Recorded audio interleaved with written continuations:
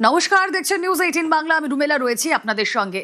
কাঁটায় কাঁটায় রাত নটা মানে নিউজরুম লাইভ। নিউজরুম লাইভের শুরুতেই আজ যে ছবি আপনাদেরকে দেখাবো, পুলিশের গায়ে হাত, এফআইআর, অপরূপা পোদ্দারের বিরুদ্ধে এফআইআর, ধৃত স্বামী মারমুখী অপরূপা। কি ঘটলো আজ দেখুন একবার। পুলিশের গায়ে হাত, অপরূপা। শ্রীরামপুর থানায় অপরূপার বিরুদ্ধে মামলা, পুলিশের কাজে বাধা, হামলা সহ একাধিক অভিযোগ। আগামীকাল প্রাক্তন সাংসদকে থানায় তলব। দিদি কি বলবেন? দিদি কি বলবেন? দিদি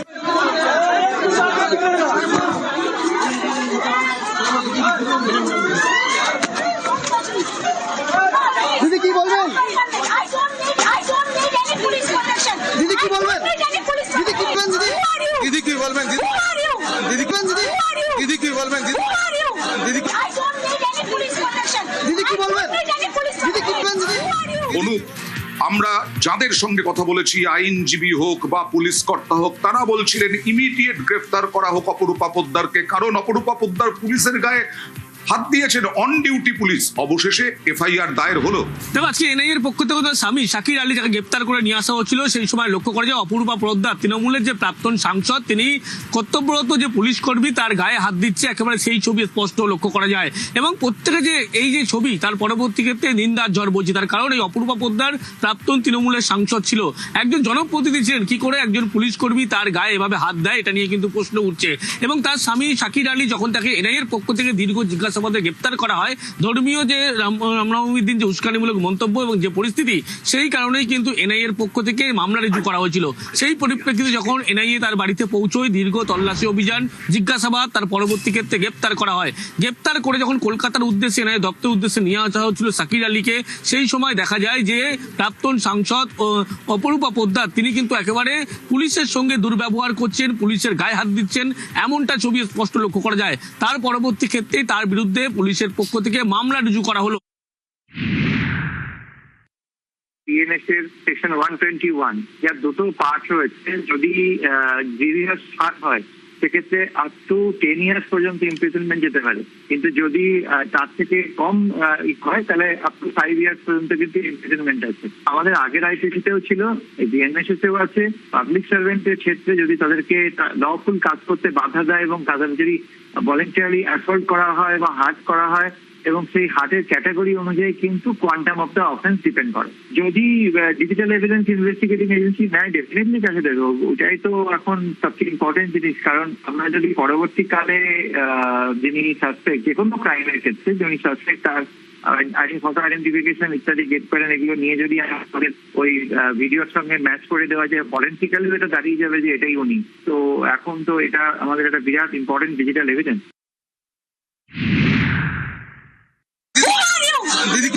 বারবার করে মুখ্যমন্ত্রী হুঁশিয়ারি দিচ্ছেন যে গুন্ডা দমন আইনে, বিশেষ করে পুলিশের গায়ে হাত দিলে, সরকারি সম্পত্তি ভাঙচুর করলে ক্ষতিপূরণ দিতে হবে, জেল খাটতে হবে।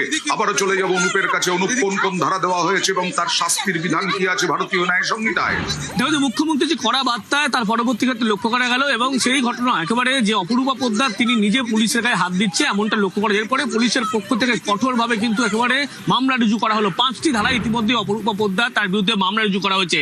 বিএনএস অ্যাক্টে 132, মূলত পুলিশের গায়ে হাত, মূলত কর্তব্যরত পুলিশ কর্মী, তার উপরে হামলার ঘটনা, যার শাস্তি 2 বছরের জেল পর্যন্ত হতে পারে এবং না হলে জরিমানা হবে। এবং শুধু তাই নয়, বিএনএস অ্যাক্টে 121, 10 বছরের জেল, জরিমানা হতে পারে। জামিন অযোগ্য ধারায় কিন্তু ইচ্ছাকৃতভাবে গুরুতর পুলিশ কর্মী বা সরকারি কর্মী তাকে আঘাত করার মতো ঘটনা ঘটেছে। এবং বলা হচ্ছে বিএনএস অ্যাক্টে 195, যেখানে 25,000 টাকা জরিমানা, না হলে 3 বছরের জেল, কর্তব্যরত পুলিশের উপরে যে হামলার ঘটনা, সেই হামলার ঘটনা। এবং অন্যদিকে দেখলে বিএনএস অ্যাক্টে 221, যেক্ষেত্রে সরকারি কর্মীকে কাজে বাধা, যার শাস্তি হতে পারে 3 মাসের জেল। এবং এই একাধিক ধারায় যে মামলা রুজু করা হচ্ছে। এবং 5 নম্বর যে ধারা বিএনএস অ্যাক্টে 224, সেখানে বলা হচ্ছে সরকারি কর্মীকে হুমকি, সেক্ষেত্রে তার 2 বছরের সাজা হতে পারে। এরকমই 5টা ধারায় কিন্তু ইতিমধ্যেই শ্রীরামপুর পুলিশের পক্ষ থেকে এই মামলা রুজু করা হয়েছে। তার কারণ একজন সাংসদ ছিলেন, তিনি জনপ্রতিনিধি ছিলেন, এবং যখন দেখা যাচ্ছে তার স্বামীকে এনআইএ গ্রেপ্তার করে নিয়ে আসছে, সেই সময় পুলিশ কর্মীর গায়ে হাত দিচ্ছে, সরকারি কাজে বাধা দেওয়ার ঘটনা ঘটছে। সেই কারণেই পুলিশের পক্ষ থেকে 5টি ধারায় বিএনএস অ্যাক্টে এই মামলা রুজু করা হয়েছে এবং বলা হয়েছে তাকে সশরীরে একেবারে শ্রীরামপুর থানায় হাজিরা দিতে হবে, কারণ অপরূপা পোদ্দার তিনি একজন সাংসদ ছিলেন, জনপ্রতিনিধি ছিলেন, কি করে এরকম আচরণ করতে পারে তাই নিয়ে কিন্তু ইতিমধ্যেই প্রশ্ন উঠছিল। সেই কারণেই পুলিশের পক্ষ থেকে ইতিমধ্যেই 5টি ধারায় মামলা রুজু করা হচ্ছে, কারণ পুলিশের কাজে, সরকারি কাজে বাধা দেওয়া থেকে শুরু করে মারধর একাধিক ঘটনা তার বিরুদ্ধে অভিযোগ হয়েছে। সেই কারণেই পুলিশের পক্ষ থেকে বিএনএস অ্যাক্টে 5টি ধারায় মামলা করা হয়েছে ইতিমধ্যেই। গ্রেফতার স্বামী আর মারমুখী অপরূপা, পুলিশের গায়ে হাত প্রাক্তন তৃণমূল সাংসদের। রিষড়ায় রামনবমীর দিন অশান্তির ঘটনায় এনআইএর হাতে গ্রেফতার স্বামী সাকিরা। রিষড়া পুরসভার কাউন্সিলর সাকির বাহিনী নিয়ে প্রাক্তন সাংসদের বাড়িতে এনআইএ। ঘটনা জানাজানি হতেই অপরূপার বাড়ির সামনে জমায়েত বিক্ষোভ, আর এরপর ধৃত সাকিরকে নিয়ে বেরোনোর সময় এনআইএ কে বাধা অপরূপা। কর্তব্যরত মহিলা পুলিশ কর্মীর গায়ে হাত অপরূপা। প্রাক্তন সাংসদের বাড়ির সামনে তুমুল উত্তেজনা। দিদি কি বলবেন? দিদি কি বলবেন? দিদি কি বলবেন? দিদি দিদি কি বলবেন? দিদি দিদি কি বলবেন? আর আমরা কথা বলেছিলাম এই নিয়ে দুই বিজেপি বিধায়কের সঙ্গে। কি বলছেন সজল ঘোষ, সন্তু পান, শুনুন। অপরূপা দেবী পরবর্তীকালে মোগল বংশে নাম লিখিয়েছেন। সব মোগলদের স্বভাব একই। আপনি সেই পুষ্পার ক্ষেত্রে দেখুন, আর শাহজাহানের ক্ষেত্রে দেখুন, আর আপনি শাকির আলীর ক্ষেত্রে দেখুন, বিষয়টা কিন্তু সেই একই, যে মোগল পরিবার, মোগল সাম্রাজ্য, কিন্তু সাম্রাজ্য আর নেই, এটা ওরা মানতে চাইছে না। এই যেটা উনি করলেন, যদি পুলিশের গায়ে হাত তুলে থাকেন তাহলে তার পেনাল্টি তো ওনাকে দিতেই হবে, তার শাস্তি ওনাকে পেতেই হবে। সেক্ষেত্রে অন্য কোনো উপায় থাকবে না, শাস্তি ওনাকে পেতেই হবে। কিন্তু ওরা বুঝতে পারছে না যে এখন আর পিসির শাসন নেই, এখন আর পিসির শাসন নেই, এখন দেশে আইনের শাসন প্রতিষ্ঠা হয়েছে। এটা যদি না বুঝতে পারেন তাহলে তার ফল মারাত্মক হবে ওনাদের জন্য। তৃণমূলের কালচারটা এটা, তৃণমূলের সংস্কৃতি এটা। তৃণমূল সংস্কৃতি দেখিয়েছে কিভাবে শাহজাহানের মতো একটা গুন্ডাকে বিধানসভায় বসে তৎকালীন মুখ্যমন্ত্রী মমতা বন্দ্যোপাধ্যায় সার্টিফিকেট দেন যে ভালো ছেলে। অনুব্রত মণ্ডলকে বলে ওর মাথায় অক্সিজেন যায় না, ভালো ছেলে। গুন্ডাদের পুষেছিলেন মমতা বন্দ্যোপাধ্যায়, আজ তার ফল তৃণমূলকে বাংলার মানুষ দেখিয়ে দিয়েছে। কিন্তু তারপরেও ওনারা বুঝতে পারছেন না যে তৃণমূল সরকারটা নেই, এটা ভুলে গিয়েছে যে এটা শাসকের আইন নেই, এটা আইনের শাসন প্রতিষ্ঠা হয়ে গেছে রাজ্যে। এটা ধিক্কার জানায় এই ঘটনাকে। তদন্ত যা হবে তদন্তের গতিতে চলবে, কিন্তু এই ঘটনা করার জন্য এখনই পুলিশের ব্যবস্থা নেওয়া উচিত। এই ঘটনার পরই আরামবাগের প্রাক্তন তৃণমূল সাংসদ অপরূপা পোদ্দারের বিরুদ্ধে এফআইআর। শ্রীরামপুর থানায় অপরূপার বিরুদ্ধে একাধিক ধারায় মামলা, পুলিশের কাজে বাধা, হামলা সহ একাধিক অভিযোগ। আগামীকাল প্রাক্তন সাংসদকে থানায় তলব। দিদি কি বলবেন? দিদি দিদি কি বলবেন? দিদি দিদি কি বলবেন? উনিও আবার চার্টার্ড ব্যুরোক্র্যাটের একদম বৃত্তের ঘনিষ্ঠ একজন।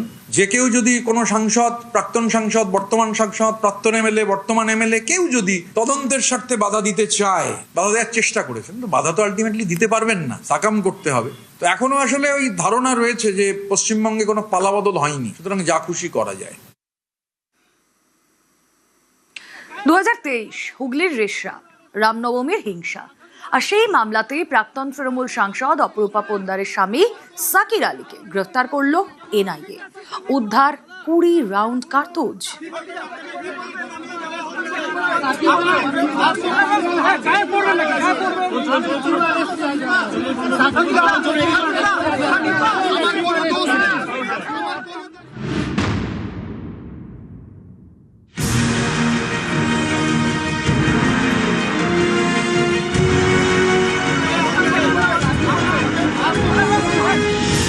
রামনবমীতে হিংসার মামলায় হুগলির রিষড়া পুরসভা তৃণমূল কাউন্সিলরকে গ্রেপ্তার করল এনআইএ। ধৃত সাকির আলী আরামবাগের প্রাক্তন তৃণমূল সাংসদ অপরূপা পোদ্দারের স্বামী।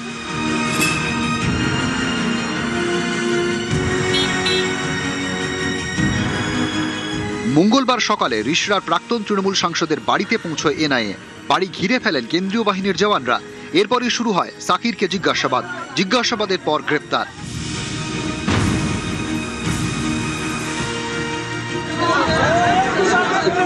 দিদি কি বলবেন? দিদি কি বলবেন? দিদি কি বলবেন?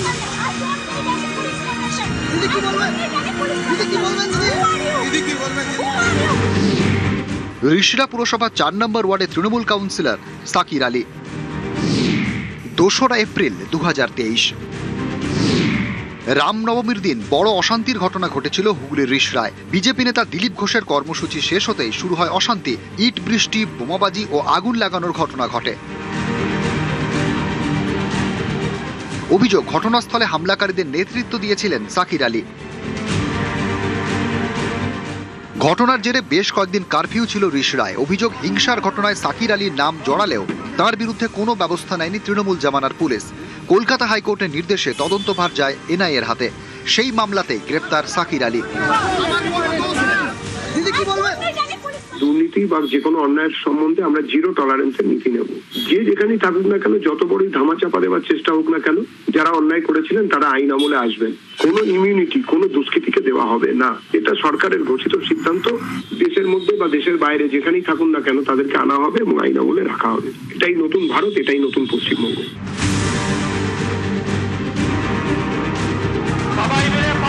গুন্ডা দমনে বিল পাশ করিয়েছে বিজেপি সরকার। মুখ্যমন্ত্রী শুভেন্দু অধিকারী বুঝিয়ে দিয়েছেন, কোনো রকম অশান্তি গুন্ডামি তাঁর সরকার বরদাস্ত করবে না। তারপরই রামনবমীতে অশান্তির মামলায় গ্রেপ্তার তৃণমূল কাউন্সিলর সাকির আলী।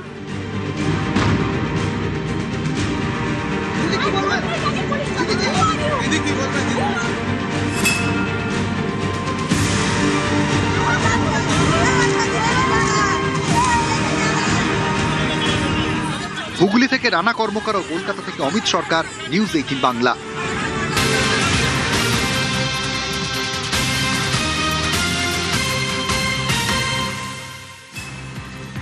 অপরূপা স্বামীর কাছে 20 রাউন্ড কার্তুজ। আজই সাকির আলীকে গ্রেফতার করে এনআইএ। হুগলির ঋষরায় রামনবমীর হিংসার মামলায় গ্রেফতার ধৃত সাকিরের কাছ থেকে 20 রাউন্ড কার্তুজ উদ্ধার। এই 20 রাউন্ড কার্তুজ কেন রাখা হয়েছিল, বাড়িতে কেন, কি কারণে জানবো। প্রতিনিধি অনুপ রয়েছেন সঙ্গে। অনুপ, দেখো, যে ঘটনা রামনবমীর যে অশান্তিমূলক ঘটনা, সেই ঘটনায় এনআইএর পক্ষ থেকে তার বাড়িতে তল্লাশি অভিযান করতে লিখেছিল। সেই সময় কিন্তু দেখা যায় দীর্ঘ যে তল্লাশি অভিযান, জিজ্ঞাসাবাদের পাশাপাশি সেখানে অপূর্ব পোদ্দার যে প্রাক্তন তৃণমূলের সাংসদ, তার স্বামী সাকির আলী, তার বাড়ি থেকে কিন্তু দেখা যায় 20 রাউন্ডের বেশি কার্তুজ উদ্ধার হয়। এই বিপুল পরিমাণ কার্তুজ কি কারণে তার বাড়িতে রাখা হয়েছিল এবং তার স্ত্রী অর্থাৎ অপূর্ব পোদ্দার এবং সাকির আলী দুজনেই জনপ্রতিনিধি, এবং সেক্ষেত্রে জনপ্রতিনিধি হয়ে বাড়িতে কিভাবে এত পরিমাণ কার্তুজের কি উদ্দেশ্য ছিল, এই সমস্ত বিষয় কিন্তু বারবার সাকির আলীকে জিজ্ঞাসাবাদ করা হয়। প্রতিটি জিজ্ঞাসাবাদে একাধিক অসঙ্গতি ছিল। রামনবমীর যে গন্ডগোল, সেই গন্ডগোলেরও একাধিক তথ্য জানতে চাওয়া হয়। সেখানেও কিন্তু অসঙ্গতি, একাধিক তথ্য গোপন করেছিল। এবং যখন এই বাড়ির মধ্যে 20 রাউন্ডের বেশি কার্তুজ উদ্ধার করা হয়, সেক্ষেত্রে বারবার তাকে প্রশ্ন করা হচ্ছিল এবং প্রত্যেক ক্ষেত্রে তিনি প্রশ্ন কার্তুজ এড়িয়ে গিয়ে জানি না উল্লেখ জানাচ্ছিলেন। পরবর্তী ক্ষেত্রে এনআইএর পক্ষ থেকে তাকে গ্রেপ্তার করা হয়। ইতিমধ্যেই এনআইএ দপ্তর সেখানে তাকে নিয়ে আসা হয়েছে এবং এই বিপুল পরিমাণ কার্তুজ জনপ্রতিনিধির বাড়িতে কি করতে ছিল, এই গোটা বিষয় কিন্তু জানার চেষ্টা করছে। এবং এই বিপুল পরিমাণ যে কার্তুজ কেন রাখা হয়েছিল, উদ্দেশ্য কি ছিল, এর পিছনে কারণ কি ছিল, এই গোটা বিষয় কিন্তু হেফাজতে নেওয়ার পরে জিজ্ঞাসাবাদ করে এনআইএ আধিকারিক তারা জানতে চায়, এমনটাই জানাচ্ছে। ওকে,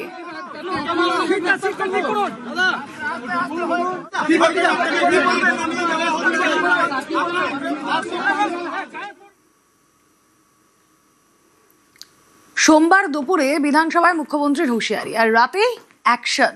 হুমায়ুন কবিরের বিতর্কিত মন্তব্যের মামলায় গ্রেফতার 3, পুলিশি তলব নওদার বিধায়ককেও।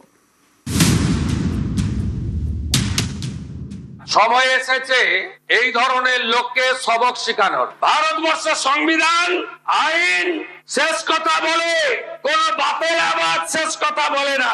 আপনি ধরে রাখুন, এটা ওর শেষ বক্তব্য।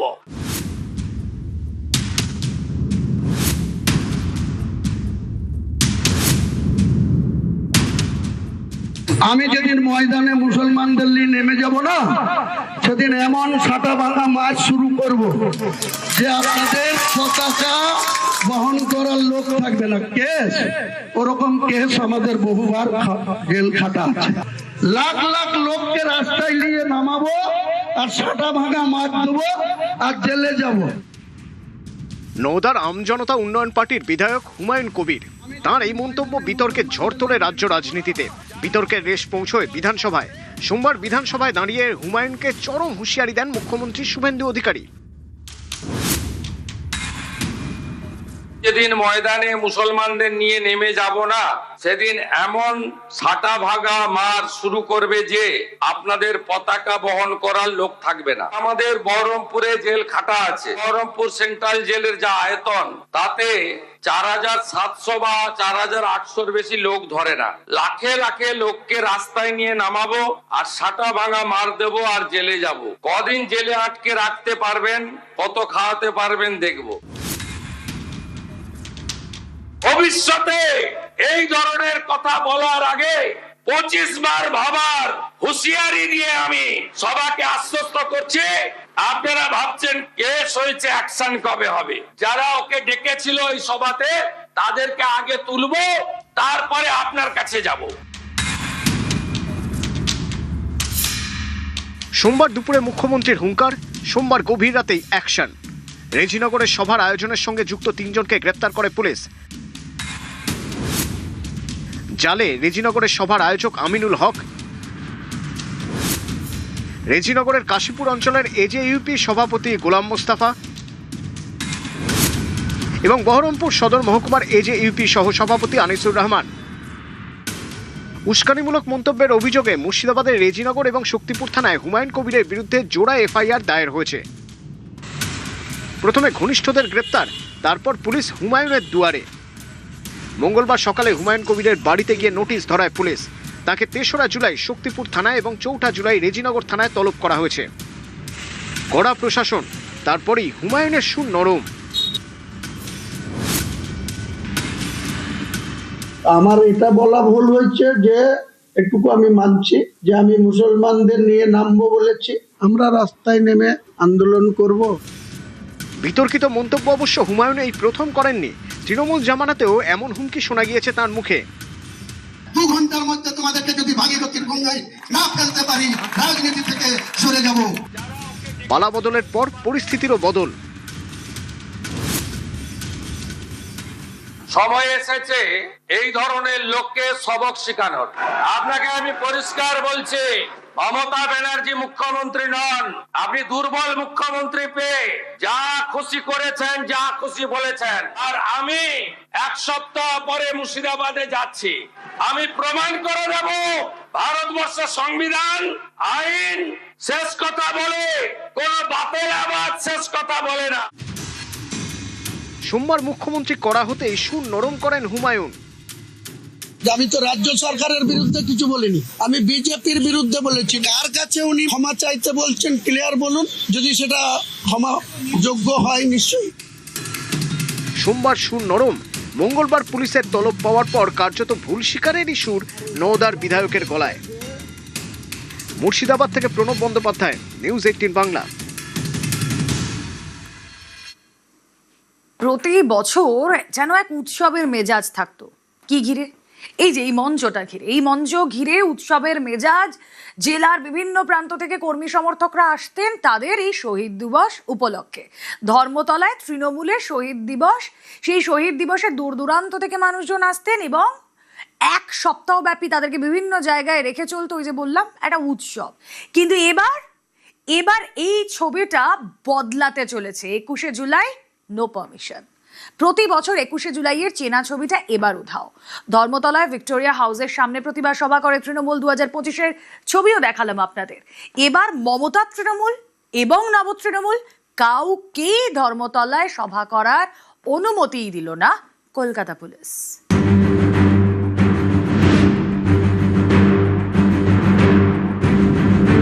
অনুমতি নিয়ে রাজনৈতিক কর্মসূচি করবেন? আমাকে 104 বার হাইকোর্টে যেতে হয়েছে। আপনি অ্যাপ্লিকেশন করে দিয়ে কলকাতার রাস্তায় ভিক্টোরিয়ার সামনে ফিতা নিয়ে চলে যাবেন? মামার বাড়ি নাকি? পারমিশন প্রেয়ার করবেন, কোথায় দেবো বলে দেবো। 11 সালে তো ব্রিগেডে গেছিলেন, এবারেও চলুন না ব্রিগেডে যাই।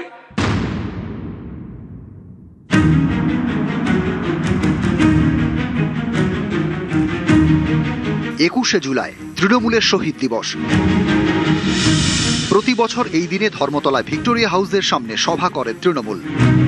পালা বদলের পর 21-এর ছবি বদল। পরাজিত তৃণমূল এখন ভাঙা হাট, আড়াআড়িভাবে ভাগ হয়ে গিয়েছে দল। মমতা তৃণমূল বনাম নব তৃণমূল।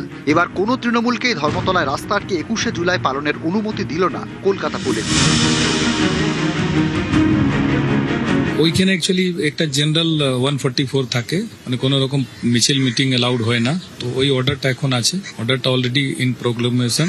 ওটা আমরা এখন বলতে পারছি না কেন 144 আছে, সেই জন্য ওইখানে কাউকে পারমিশন দেওয়ার এখন প্রশ্ন নেই।